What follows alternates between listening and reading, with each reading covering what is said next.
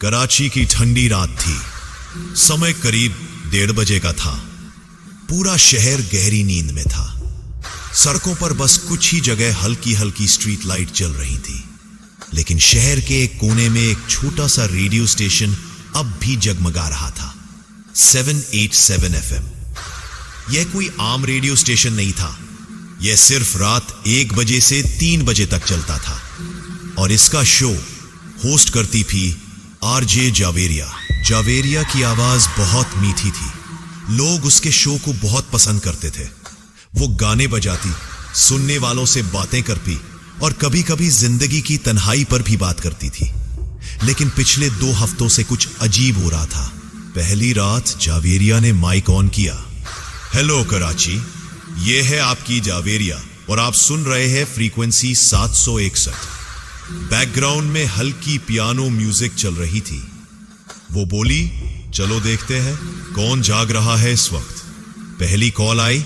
Hello, कौन बोल रहे हैं? दूसरी तरफ एक भारी गहरी आवाज आई, मैं राहिल बोल रहा हूं।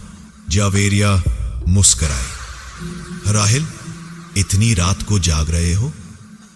हम लोगों को नींद नहीं आती। हम बहुत दूर से सुनते हैं तुम्हें। दूर से मतलब जहां तुम्हारी आवाज नहीं पहुंचती, मगर हम फिर भी सुन लेते हैं। कॉल कट गई। जावेरिया ने हंसकर शो जारी रखा, लेकिन अंदर से थोड़ा डर गई थी। दूसरी रात जब वो स्टेशन पहुंची तो चौकीदार ने कहा, बीबी, कल रात आपके जाने के बाद कमरे की लाइटें अपने आप जल बुझने लगी। अंदर अजीब ठंडक थी। जावेरिया ने हंसकर कहा, शायद जिन्न भी मेरा शो सुनते हैं। चौकीदार बोला, यह मजाक नहीं बीबी, इस जगह के बारे में पुरानी बातें मशहूर है। वो बात को टालकर अंदर चली गई। रात करीब 1:45 बजे फिर कॉल आई। हेलो जावेरिया, तुम्हारी आवाज बहुत अच्छी लगती है। कौन बोल रहे हैं? मैं वो हूं जो तुम्हें रोज सुनता हूं, तुम्हारे स्टूडियो के बाहर से। जावेरिया ने खिड़की का पर्दा हटाया। बाहर अंधेरा था, कोई नहीं। अगर मजाक कर रहे हो तो बंद करो, उसने कहा, लेकिन आवाज कांप रही थी। हम मजाक नहीं करते जावेरिया, हम तुम्हारे आसपास हैं। लाइन कट गई। उसी वक्त लाइट झपकी और स्पीकर से किसी की सांसों की आवाज आई। वो डर गई और शो बंद करके घर चली गई। तीसरी रात इस बार जावेरिया ने तय किया कि वो सब रिकॉर्ड करेगी। उसके साथ एक नया टेक्नीशियन आया, अली। रात 2:10 बजे फोन फिर बजा। हेलो, मैं अली बोल रहा हूं। आपका नाम? हमें जावेरिया से बात करनी है। आप कौन है? हमारे बहुत नाम है, राहिल, सफीर या वो जो तुम्हें दिखता नहीं। फिर अचानक फोन से एक चीख निकली। पूरा स्टूडियो गूंज उठा। अली के हाथ कांप रहे थे। यह इंसान की आवाज नहीं थी, यह बहुत लो फ्रीक्वेंसी पर थी, जैसे बर्फीली गुफा से आ रही हो। उन्होंने बाहर देखा।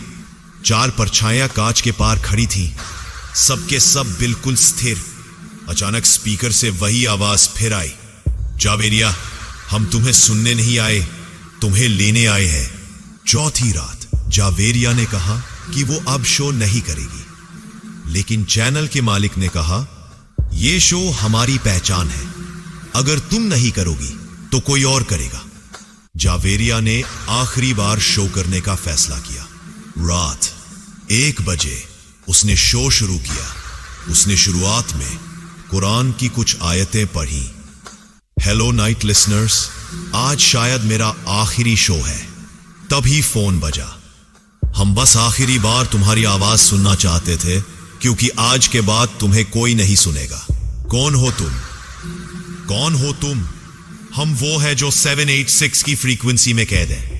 जब कोई इंसान हमें बुलाता है हम जवाब देते हैं, लेकिन आज तुमने हद पार की है। तुमने हमारा नाम लिया। अचानक सारे उपकरण अपने आप चालू हो गए। रिकॉर्डर, पंखा, लाइट, सब। स्पीकर से कान फाड़ देने वाली आवाज आई, जावेरिया, तुम हमारी हो। वो भागी, मगर दरवाजा बंद था। अंधेरा छा गया। फिर उसकी आवाज गायब हो गई। अगली सुबह चौकीदार ने दरवाजा खोला तो अंदर कुछ नहीं था। न जावेरिया, न मोबाइल, न उसके कपड़े।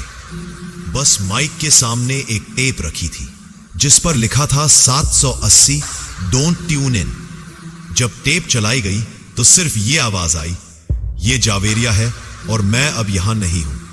फिर एक लंबी चीख और फिर सन्नाटा।